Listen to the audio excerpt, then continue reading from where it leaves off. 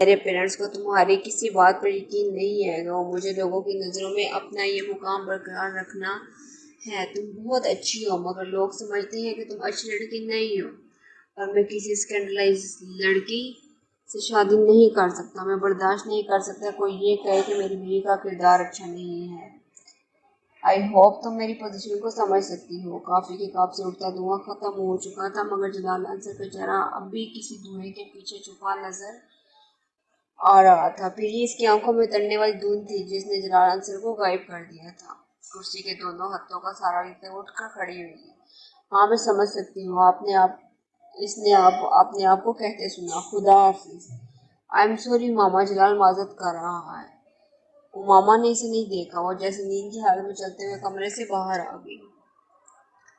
شام کے 7 بج چکے تھے، اندھیرا چھا چکا تھا، سڑکوں پر اسٹریٹ لائٹ اور نیون سائن بورڈز روشن تھے۔ سڑک پر بہت زیادہ ٹریفک تھی۔ اس پورے روڈ پر دونوں طرف ڈاکٹرز کی کلینک تھے۔ اسے یاد تھا کسی زمانے میں اس کی بھی خواہش تھی کہ اس کا بھی ایک ایسا کلینک ہو۔ اسے یہ بھی یاد تھا کہ وہ بھی اپنے نام کے آگے اس طرح کوالیفیکیشنز کی ایک لمبی لسٹ دیکھنا چاہتی تھی، بالکل ویسے ہی جیسے جلال انصر کے نام کے ساتھ تھی، بالکل ویسے ہی جس طرح اس روڈ پر لگے ہوئے بہت سے ڈاکٹرز کے نام کے آگے تھی۔ یہ سب ہو سکتا تھا، یہ سب ممکن تھا، اس کے ہاتھ کی مٹھی میں تھا۔ اگر وہ بہت سال پہلے اپنے گھر سے نہ نکلی ہوتی۔ وہ بہت دیر تک جلال کے ہاسپٹل کے باہر سڑک پر کھڑی حالی ذہنی کی کیفیت میں سڑک پر دوڑتی ٹریفک کو دیکھتی رہی۔ اس کو سمجھ میں نہیں آ رہا تھا کہ وہ یہاں سے کہاں جائے۔ اس نے ایک بار پھر مڑ کر ہاسپٹل کے ماتھے پر جگمگاتے الیکٹرک بورڈ پر ڈاکٹر جلال انصر کا نام دیکھا۔ تم اچھی لڑکی ہو، مگر لوگ تمہیں اچھا نہیں سمجھتے۔ اسے چند منٹ پہلے کہ اس کے الفاظ یاد ہے، وہاں کھڑے اسے پہلی بار پتہ چلا کہ اس نے اپنی پوری زندگی ایک طرفہ محبت میں گزاری تھی۔ جلال انصر کو اس سے کبھی محبت تھی ہی نہیں، نہ 8.5 سال پہلے نہ ہی اب۔ اس کو صرف ماما کی ضرورت نہیں تھی، اس کے ساتھ منسلک باقی چیزوں کی بھی ضرورت تھی۔ اس کا لمبا چوڑا فیملی بیک گراؤنڈ، سوسائٹی میں اس کے خاندان کا نام اور مرتبہ، اس کے خاندان کا کانٹیکٹس، اس کے خاندان کی دولت، جس کے ساتھ نتھی ہو کر وہ جمپ لگا کر راتوں رات اپر کلاس میں آ جاتا، اور وہ اس خوش فہمی میں مبتلا رہی کہ وہ صرف اس کی محبت میں مبتلا تھا۔ اس کا خیال تھا وہ ایک بار پھر بھی اس کے کردار کے حوالے سے کوئی بات نہیں کرے گا، وہ کم از کم یقین ضرور رکھے گا کہ وہ غلط راستے پر نہیں چل سکتی، مگر وہ پھر غلط تھی۔ اس کے نزدیک وہ اسکینڈلائز لڑکی تھی جس کے دفاع میں اپنی فیملی یا دوسرے لوگوں سے کچھ کہنے کے لیے اس کے پاس کوئی لفظ نہیں تھا۔ 8.5 سال پہلے گھر چھوڑتے ہوئے جانتی تھی کہ لوگ اس کے بارے میں سب بہت کچھ کہیں گے۔ وہ اپنے لیے کانٹوں بھرا راستہ، زہر اگلتی زبانیں اور طنز کرتی نظریں چن رہی تھی، مگر یہ اس نے کبھی نہیں سوچا تھا کہ ان لوگوں میں جلال انصر بھی شامل ہوگا۔ زہر اگلتی باتوں میں ایک زبان اس کی بھی ہوگی۔ وہ زندگی میں کم از کم جلال انصر کو اپنے کردار کے اچھا ہونے کے بارے میں کوئی صفائی یا وضاحت نہیں دینا چاہتی تھی۔ وہ اس کو کوئی صفائی دے نہیں سکتی تھی۔ اس کے لفظوں نے 8.5 سال پہلے پہلی بار سے صحیح معنوں میں حقیقت کے تپتے ہوئے صحرا میں پھینک دیا تھا۔ وہ معاشرے کے لیے آؤٹ کاسٹ بن چکی تھی۔ تو ماما ہاشم، یہ ہے تمہاری اوقات، ایک اسکینڈلائز اور دماغدار لڑکی، اور تم اپنے آپ کو کیا سمجھنے بیٹھی تھی؟ وہ فٹ پاتھ پر چلنے لگی، ہر بورڈ، ہر نیوز سائن کو پڑھتے ہوئے وہاں لگے ہوئے بہت سے ڈاکٹروں کے ناموں سے واقف تھی۔ ان میں سے کچھ اس کی کلاس فیلو تھے، کچھ اس سے جونیئر، کچھ اس سے سینئر۔ وہ خود کہاں کھڑی تھی؟ کہیں بھی نہیں۔ تم دیکھنا ماما، تم کس طرح ذلیل و خوار ہوگی، تمہیں کچھ بھی نہیں ملے گا، کچھ بھی نہیں۔ اس کے کانوں میں ہاشم مبین کی آواز گونجنے لگی۔ اس نے اپنے گالوں پر سیال مادے کو بہتے محسوس کیا۔ آس پاس موجود روشنی اب اس کی آنکھوں کو چندیانے لگی تھی۔ جلال انصر برا آدمی نہیں تھا، بس وہ نہیں تھا جو سمجھ کر وہ اس کی طرف گئی تھی۔ کیسا دھوکہ تھا اس نے کھایا تھا، جان بوجھ کر کھلی آنکھوں کے ساتھ۔ وہ بھی ایک مادہ پرست تھا، مگر مکمل مادہ پرست۔ صرف اس کا یہ روپ اس نے پہلی بار دیکھا تھا اور اس کے لیے یہ سب ناقابل یقین تھا۔ وہ برا آدمی نہیں تھا، اس کی اپنی اخلاقیات تھی، وہ ان کے ساتھ جی رہا تھا۔ ماما ہاشم کو آج اس نے وہ اخلاقیات بتا دی تھی۔ اس نے ایسی تصحیح اور تحقیر 8 سالوں میں پہلی بار دیکھی تھی، وہ بھی اس شخص کے ہاتھوں جسے وہ خوبیوں کا مجموعہ سمجھتی رہی۔ وہ خوبیوں کے اس مجموعے کی نظروں میں وہ کیا تھی؟ گھر سے بھاگی ایک اسکینڈلائز لڑکی؟ آنسو کا ایک سیلاب تھا جو اس کی آنکھوں میں امڑ رہا تھا۔ وہ اس میں سب کچھ بہہ رہا تھا، سب کچھ۔ اس نے بے رحمی کے ساتھ آنکھوں کو رگڑا، اپنی چادر کے ساتھ گیلے چہرے کو خوش کرتے ہوئے ایک رکشے کو روک کر وہ اس میں بیٹھ گئی۔ دروازہ سعید اماں نے کھولا تھا۔ وہ سر جھکا اس طرح داخل ہوئی کہ اس کے چہرے پر ان کی نظر نہ پڑی۔ کہاں تھی تم ماما؟ رات ہو گئی، میرا دل تو گھبرا رہا تھا۔ ساتھ والوں کے گھر جانے والی تھی مگر میں کہ تمہارے آفس جا کر تمہارا پتہ کریں۔ سعیدہ اماں دروازہ بند کر کے تشویش کے عالم میں اس کے پیچھے آئی تھی۔ کہیں نہیں اماں، بس آفس میں کچھ کام تھا اس لیے دیر ہو گئی۔ اس نے ان سے چند قدم آگے چلتے پیچھے مڑے بغیر ان سے کہا، پہلے تو کبھی تمہیں آفس میں دیر نہیں ہوئی، پھر آج کیا ہوگا کہ رات ہوگی؟ آخر کیوں اتنی دیر روکا انہوں نے تمہیں؟ سعیدہ اماں کو تسلی نہیں ہو رہی تھی۔ اس کے بارے میں کیا کہہ سکتی ہوں، آئندہ دیر نہیں ہوگی، وہ اسی طرح اپنے کمرے کی طرف جاتے ہوئے بولی۔ کھانا گرم کر دوں یا تھوڑی دیر بعد کھاؤ گی؟ انہوں نے اس کے پیچھے آتے ہوئے پوچھا۔ نہیں، میں کھانا نہیں کھاؤں گی، میرے سر میں درد ہو رہا ہے، میں کچھ دیر کے لیے سونا چاہتی ہوں، اس نے کمرے میں داخل ہوتے ہوئے کہا۔ درد کیوں ہو رہا ہے؟ کوئی دوائی دوں یا چائے بنا دوں؟ سعیدہ اماں کو اور تشویش لاحق ہوئی۔ اماں پلیز مجھے سونے دیں، مجھے کسی چیز کی ضرورت نہیں ہے، اگر ہوئی تو میں آپ سے کہہ دوں گی۔ اس کے سر میں واقعی درد ہو رہا تھا۔ سعیدہ اماں کو شاید اندازہ ہو گیا کہ اس کی تشویش اس وقت اسے بے آرام کر رہی ہے۔ ٹھیک ہے تم سو جاؤ، جانے کے لیے لیٹی۔ ماما نے اپنے کمرے کی لائٹ آن نہیں کی۔ اس نے اسی طرح اندھیرے میں دروازے کو باندھ کے اپنے بستر پر آ کر لیٹ گیا۔ اپنا کمبل کھینچ کر اس نے سیدھا لیٹتے ہوئے اپنی آنکھوں پر بازو رکھ لیا۔ وہ اس وقت صرف سونا چاہتی تھی، وہ کچھ بھی یاد نہیں کرنا چاہتی تھی، نہ جلال انصر سے ہونے والی کچھ دیر پہلے کی گفتگو، نہ ہی کچھ اور۔ وہ رونا بھی نہیں چاہتی تھی، وہ اپنے مستقبل کے بارے میں سوچنا بھی نہیں چاہتی تھی۔ اس کی خواہش پوری ہو گئی تھی، اسے نیند کیسے آ گئی یہ وہ نہیں جانتی تھی، مگر وہ بہت گہری نیند سوئی تھی۔ وہ اس سے 3 قدم آگے کھڑا تھا، اتنا قریب کہ وہ ہاتھ بڑھاتی تو اس کا کندھا چھو لیتی۔ وہاں ان دونوں کے علاوہ اور کوئی نہیں تھا۔ اس کے کندھے سے اوپر خانہ کعبہ کے کھلتے دروازے کو دیکھ رہی تھی اور نور کے سیلاب کو دیکھ رہی تھی جس نے وہاں موجود ہر چیز کو اپنی لپیٹ میں لینا شروع کر دیا تھا۔ وہ خانہ کعبہ کے غلاف پر تریر حیات کو بآسانی دیکھ سکتی تھی۔ وہ آسمان پر موجود ستاروں کی روشنی میں یکدم بھٹکتے محسوس کر سکتی تھی۔ ان میں سے آگے کھڑا شخص تلبیہ پڑھ رہا تھا۔ وہاں گونجنے والی واحد آواز اس کی آواز تھی، خوش الحان آواز۔ اس نے بے اختیار اپنے آپ کو اس کے پیچھے وہی کلمات دہراتے پایا، اسی طرح جس طرح وہ پڑھ رہا تھا، مگر زیر لب بھی وہ اپنی آواز اس کی آواز میں ملانے لگی، اس کی طرح زیر لب۔ پھر اس کی آواز بلند ہونے لگی۔ اس کو احساس ہوا وہ اپنی آواز اس کی آواز کے ساتھ بلند نہیں کر پا رہی تھی۔ اس نے کوشش ترک کر دی، اس کی آواز میں آواز ملاتی رہی۔ خانہ کعبہ کا دروازہ کھل چکا تھا۔ اس نے اس شخص کو آگے بڑھ کر دروازے کے پاس جا کر کھڑے ہوتے دیکھا۔ اس نے اسے ہاتھ آسمان کی طرف اٹھاتے دیکھا۔ وہ دعا کر رہا تھا، وہ اسے دیکھتی رہی۔ پھر اس نے ہاتھ نیچے کر لیے۔ وہ اب نیچے بیٹھ کر زمین پر سجدہ کر رہا تھا۔ کعبے کے دروازے کے سامنے وہ اسے دیکھتی رہی۔ اب وہ کھڑا ہو رہا تھا، وہ پلٹنے والا تھا۔ وہ اس کا چہرہ دیکھنا چاہتی تھی، اس کی آواز شناسا تھی، مگر چہرہ دیکھے بغیر وہ اب مڑ رہا تھا۔ وہ یکدم ہڑبڑا کر اٹھ بیٹھی۔ کمرے میں تاریکی تھی۔ چند لمحوں کے لیے اسے لگا وہ وہیں خانہ کعبہ میں، پھر جیسے وہ حقیقت میں واپس آ گئی۔ اس نے اٹھ کر کمرے کی لائٹ جلا دی، پھر وہ بیڈ پر آ کر دوبارہ بیٹھ گئی۔ اسے ہوا پوری جزیات سمیت یاد تھا، یوں جیسے اس نے کوئی فلم دیکھی ہو، مگر اس آدمی کا چہرہ وہ اسے نہیں دیکھ سکی تھی۔ اس کے مڑنے سے پہلے اس کی آنکھ کھل گئی تھی۔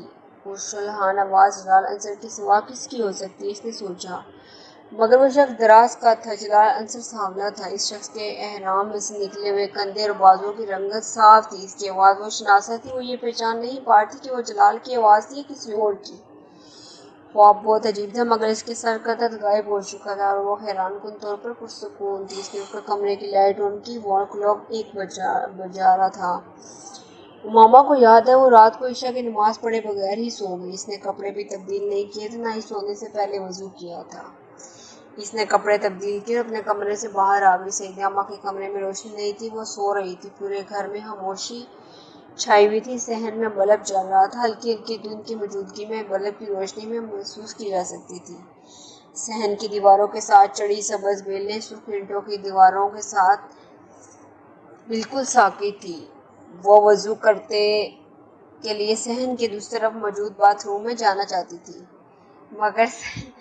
مگر صحن میں جانے کی بجائے وہ برآمدے کے ستون کے پاس آ کر بیٹھ گئی۔ اپنے سویٹر کی آستینوں کو اوپر کرتے ہوئے اس نے اپنی شرٹ کے آستینوں کے بٹن کھولتے ہوئے انہیں اوپر فولڈ کر دیا۔ چند لمحوں کے لیے اسے جھرجھری آئی، ہنکی بہت زیادہ تھی، پھر وہ اپنے ان بیلوں کو دیکھنے لگی۔ ایک بار پھر جلال انصر کے ساتھ شام کو ہونے والی ملاقات سے یاد آ رہی تھی، مگر اس بار اس کی باتوں کی گونج اسے اشکبار کر رہی تھی۔ دستگیری میری تنہائی کی تو نے ہی تو کی، دستگیری میری تنہائی کی تو نے ہی تو کی، میں تو مر جاتا اگر ساتھ نہ ہوتا تیرا۔ تہ بہ تہ تیرگیاں ذہن پر جب ٹوٹتی ہیں، نور ہو جاتا ہے کچھ اور حویدہ تیرا۔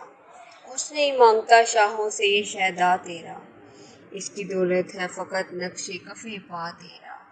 ایک افسردہ سی مسکراہٹ اس کے ہونٹوں پر نمودار ہوئی۔ گزرے ہوئے پچھلے 8.5 سالوں میں یہ ایک آواز اور یہ الفاظ کے ذہن سے کبھی معدوم نہیں ہوئے تھے۔ وہ اسے کچھ دیر پہلے کے خواب میں سنائی دینے والی وہ دوسری آواز تھی۔ لبیک اللہم لبیک، لبیک لا شریک لک لبیک، ان الحمد والنعمت لک والملک لا شریک لک۔ وہ آواز مانوس اور شناسا تھی، مگر جلال انصر کی آواز کے علاوہ وہ کسی اور کی آواز سے واقف نہیں تھی۔ آنکھیں بند کر کے اس نے خواب میں دیکھے ہوئے اس منظر کو یاد کرنے کی کوشش کی۔ مقام ملتزم، خانہ کعبہ کا کھلا دروازہ، غلاف کعبہ کی وہ روشن حیات، وہ پرسکون ٹھنڈی معطر رات، خانہ کعبہ کے دروازے پھوٹتی وہ دودیا روشنی اور سجدہ کرتا ہوا تلبیہ پڑھتا ہوا وہ مرد۔ امامہ نے آنکھیں کھول دی۔ کچھ دیر تک وہ صحن میں اتری دھند میں نظریں جمائے اس کے آدمی کے بارے میں سوچتی رہی۔ اس آدمی کے برہنہ کندھے کی پشت پر ہلکے ہلکے بالوں کے زخم کا ایک مندمل شدہ نشان تھا۔ امامہ کو غیر طور سے خواب کو اس طرح کی جزیات اس سے پہلے کبھی یاد نہیں تھی۔ اس نے زندگی میں پہلی بار خانہ کعبہ کو خواب میں دیکھا تھا۔ وہ وہاں بیٹھے سے خواہش ہوئی تھی کہ کاش وہ کبھی اس طرح مسجد نبی میں روزہ رسول صلی اللہ علیہ وسلم کے سامنے کھڑی ہو، اسی طرح مسجد نبی صلی اللہ علیہ وسلم حالی ہو، وہاں صرف وہ ہو جو وہ اندازہ نہیں کر سکی کہ وہ کتنی دیر وہاں اس طرح بیٹھی رہی۔ وہ اپنی گرد و پیش میں تب لوٹی تھی جب سیدہ اماں تہجد پڑھنے کے لیے وضو کرنے کی خاطر باہر صحن میں نکلی تھی۔ امامہ کو وہاں اس وقت دیکھ کر وہ حیران ہوئی تھی۔ تمہارے سر کا درد کیسا ہے؟ امامہ نے سر اٹھا کر انہیں دیکھا۔ رات کو کھانا کھائے بغیر ہی سو گئی تھی۔ وہ اس کے برآمدے کے ٹھنڈے فرش پر بیٹھے ہوئے بولی۔ وہ خاموش رہی۔ سیدہ اماں ایک گرم اور اونی شال اوڑھے ہوئے تھی۔ امامہ نے ان کے کندھے پر اپنا چہرہ ٹکا دیا۔ اس کے سن چہرے کو گرم شال ایک عجیب سی آسودگی کا احساس ہوا۔ اب تم شادی کر لو آمنہ، سیدہ اماں نے اسے کہا۔ وہ اس طرح گرم شال میں اپنا چہرہ چھپائے رہی۔ سیدہ اماں نے پہلی بار یہ بات نہیں کہہ رہی تھی آپ کر دیں۔ وہ ہمیشہ ان کی اس بات پر خاموشی اختیار کر لیتی تھی۔ کیوں؟ وجہ وہ خود بھی نہیں جانتی تھی، لیکن آج پہلی بار وہ خاموش نہیں رہی تھی۔ تم سچ کہہ رہی ہو؟ سیدہ اماں اس کی بات پر حیران ہوئی تھی۔ میں سچ کہہ رہی ہوں۔ امامہ نے سر ان کے کندھے سے اٹھا دیا۔ تمہیں کوئی پسند ہے؟ سیدہ اماں نے سے پوچھا اور سر جھکائے سے ان کی فرش کو دیکھ رہی تھی۔ کوئی مجھے پسند ہے؟ نہیں، مجھے کوئی بھی پسند نہیں ہے۔ سیدہ اماں کو اس کی آواز دہرائی ہوئی لگی۔ اس سے پہلے کوئی اس سے کچھ کہتی اس نے پھر ایک بار ان کی شال میں اپنا چہرہ چھپا لیا۔ تمہاری شادی ہو جائے تو میں بھی انگلینڈ چلی جاؤں گی، انہوں نے اس کے سر کو تھپتھپاتے ہوئے کہا۔ اس کے سر کو تھپتھپاتے ہوئے انہیں احساس ہوا کہ وہ ان کی شال میں منہ چھپائے اچھلوں سے رو رہی تھی۔ آمنہ، آمنہ بیٹا کیا ہوا ہے؟ انہوں نے پریشان ہو کر اس کا چہرہ اٹھانے کی کوشش کی، وہ کامیاب نہیں ہوئی۔ اس طرح ان کے ساتھ لگ کر روتی رہی۔ اللہ کے لیے کچھ تو بتاؤ، کیوں رو رہی ہو؟ وہ دل گرفتہ ہو گئی۔ کچھ نہیں، بس ایسے ہی سر میں درد ہو رہا تھا۔ انہوں نے زبردستی اس کا گیلا چہرہ اوپر کیا تھا۔ وہ اپنی آستینوں سے چہرہ پوچھتے ہوئے اٹھ کھڑی ہوئی۔ اسے سیدہ اماں سے آنکھیں نہیں ملائی تھی۔ سیدہ اماں ہکا بکا اسے باتھ روم کی طرف جاتے دیکھتی رہی۔ سیدہ اماں اس کی شادی کی بات کرنے والی اکیلی نہیں تھی۔ اس کی تعلیم مکمل ہونے کے بعد ڈاکٹر صدیق علی نے ایک بار پھر سے شادی کا ذکر کیا تھا۔ وہ نہیں جانتے تھے اب اس نے کیوں انکار کر دیا تھا، وہ یہ جاننے کے باوجود کہ اب وہ آزاد تھی۔ مجھے کچھ عرصہ جاب کر لینے دیں، اس کے بعد شادی کر لوں گی، اسے ڈاکٹر صدیق علی سے کہا تھا۔ شاید یہ پچھلے کئی سالوں سے ڈاکٹر صدیق علی پر مالی طور پر ایک بوجھ بننے کا احساس تھا۔ جس سے وہ نجات حاصل کرنا چاہتی تھی، یا پھر کہیں اس کے شعور میں یہ چیز تھی کہ ڈاکٹر سیفتی علی کو اس کی شادی پر ایک بار پھر ایجاد کرنے پڑیں گے۔ وہ چاہتی تھی کہ وہ ان ایجاد کے لیے کچھ جمع کرنے کی کوشش کر لے۔ اس نے یہ بات ڈاکٹر سیفتی علی کو نہیں بتائی تھی، مگر اس نے ان سے جاب کی اجازت لے لی تھی۔ شاید وہ کچھ عرصے ابھی مزید جاب کرتی رہی، مگر جلال انصر سے اس ملاقات میں وہ ایک تکلیف دہ ذہنی دھچکے سے دوچار ہوئی تھی۔ اسے ایک دم سیدہ ماں کے سامنے ہتھیار ڈال دی۔ وہ نہیں جانتی تھی سیدہ ماں نے ڈاکٹر سیفتی علی سے اس بات کا ذکر کیا یا نہیں، مگر وہ خود ان دونوں مکمل طور پر اس کے لیے رشتے کی تلاش میں سرگرداں تھی۔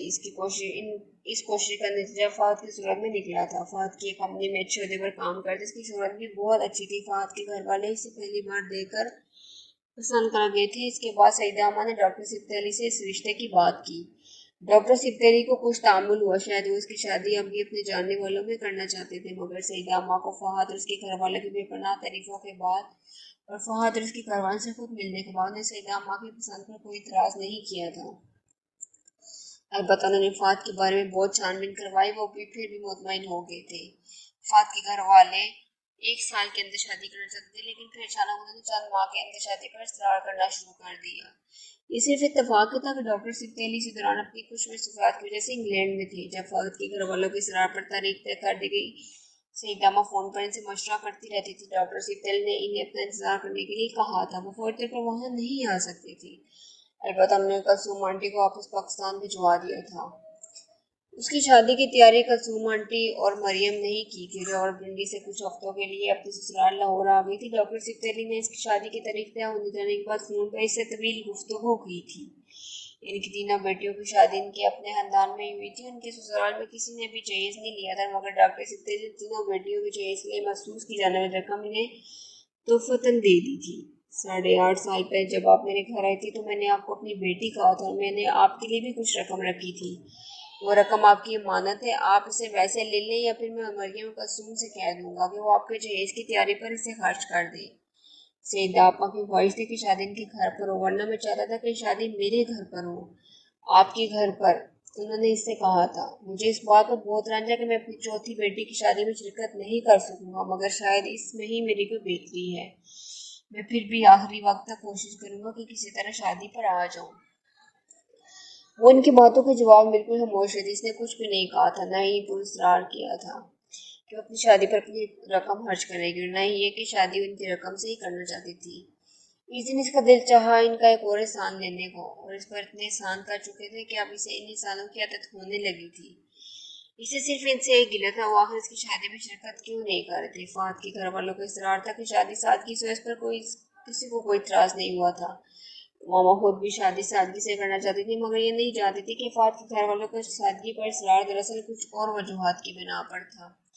ان کا نکاح مہندی والی شام کو ہونا تھا، مگر اس شام کو سپہر کے قریب فہد کے گھر والوں کی طرف سے اطلاع دی گئی کہ نکاح اگلے دن شادی والے دن ہی ہوگا۔ تب تک کسی یہ سیدہ ماں کو کوئی اندازہ نہیں ہوا تھا کہ فہد کے گھر میں کوئی مسئلہ تھا۔ مہندی کی ویسے بھی کوئی لمبی چوڑی تقریب نہیں تھی، صرف سیدہ ماں کے بہت قریبی لوگ تھے یا پھر نزدیکی ہمسائے۔ نکاح کی تقریب کے لیے جب کھانے کا اہتمام کیا گیا تو وہ ان لوگوں کو سرو کر دیا گیا۔ شادی کی تقریب بھی سادگی سے گھر پر ہوئی تھی۔ 4 بجے بارات کو آنا تھا اور 6 بجے رخصتی ہونی تھی، لیکن بارات آنے سے 1 گھنٹہ پہلے فہد کے گھر والے سیدہ ماں کو فہد کی روپوشی کے بارے میں اطلاع دیتے ہوئے اس رشتے سے معذرت کر لی۔ ماموں کو 4 بجے تک اس سارے مسئلے کے بارے میں کچھ نہیں پتا تھا۔ فہد کے گھر سے روسی لباس پہلے بھجوا دیا گیا تھا۔ وہ اس وقت وہ لباس پہنے تقریباً تیار ہے جب مریم اس کے کمرے میں چلی۔ اس کا چہرہ ستا ہوا تھا۔ اس نے ماما کو کپڑے تبدیل کرنے کے لیے کہا۔ اس نے ماما کو فوری طور پر یہ نہیں بتایا تھا کہ فہد کے گھر والے انکار کر چکے تھے۔ اس نے ماما سے بھی یہی کہا کہ فہد کے گھر والوں نے شادی کینسل کر دی ہے، اس کے گھر میں کسی قریبی عزیز کا انتقال ہو گیا ہے۔ وہ یہ بتا کر بہت افراتفری سے کمرے سے باہر نکل گئی۔ ماما نے کپڑے تبدیل کر لیے، لیکن اس وقت اس کی چھٹی اسے پریشانی سے آگاہ کرنا شروع کر دیا۔ اسے مریم کی بات پر یقین نہیں آیا۔ کپڑے تبدیل کر کے وہ اپنے کمرے سے باہر آئی۔ موجودہ لوگوں کے تاثرات نے اس کے تمام شبہات کی تصدیق کر دی تھی۔ وہ سیدہ اماں کے کمرے میں چلی۔ وہاں بہت سے لوگ جمع تھے: کلثوم آنٹی، میمونہ، نورالعین آپا، ہمسائے میں رہنے والی چند عورتیں، مریم اور سیدہ اماں۔ مریم سیدہ اماں کو پانی پلا رہی تھی۔ وہ بہت نڈھال نظر آ رہی تھی۔ ایک لمحے کے لیے ان کے دل کی دھڑکن رکی۔ انہیں کیا ہوا تھا؟ اس کے اندر داخل ہوتے ہی سب کی نظریں اس پر پڑی۔ میمونہ آپا اس کی طرف تیزی سے بڑھی. اماں تم باہر جاؤ. انہوں نے اسے ساتھ لے جانے کی کوشش کی. اماں کو کیا ہوا؟ وہ ان کی طرف بڑھ گئی. کلثوم آنٹی نے کمرے میں موجود لوگوں کو باہر نکالنا شروع کر دیا. وہ سید اماں کے پاس آ کر بیٹھ گئی. انہیں کیا ہوا؟ اس نے بے تابی سے مریم سے پوچھا.